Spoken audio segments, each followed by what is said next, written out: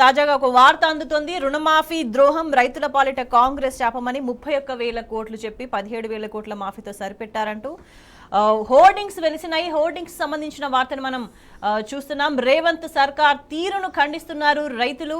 రుణమాఫీకి సంబంధించి సర్కారు రైతులను మోసం చేసిందంటూ నిరసన వ్యక్తం చేస్తూ రేవంత్ రెడ్డి వెంటనే రాజీనామా చేయాలంటూ పోస్టర్స్, హోర్డింగ్స్ వెలిసాయి. తెలంగాణలో ఇప్పుడు ఇదే హాట్ టాపిక్ గా మారుతోంది. దీనికి సంబంధించిన వార్తలు కూడా ప్రస్తుతం సోషల్ మీడియాలో వైరల్ గా మారుతున్న పరిస్థితి మనకు కనిపిస్తోంది. అకస్మాత్తుగా ఈ పోస్టర్స్, హోర్డింగ్స్ వెలిసినాయి.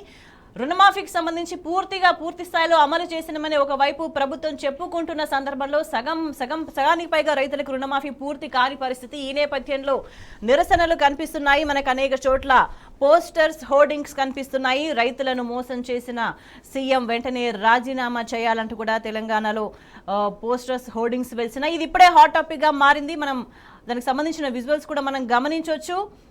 రైతులను మోసం చేసిన ప్రభుత్వం, మోసం చేసిన సీఎం రాజీనామా చేయాలంటూ కూడా ఈ పోస్టర్స్ అండ్ హోర్డింగ్స్ ని మనం చూస్తున్నాం.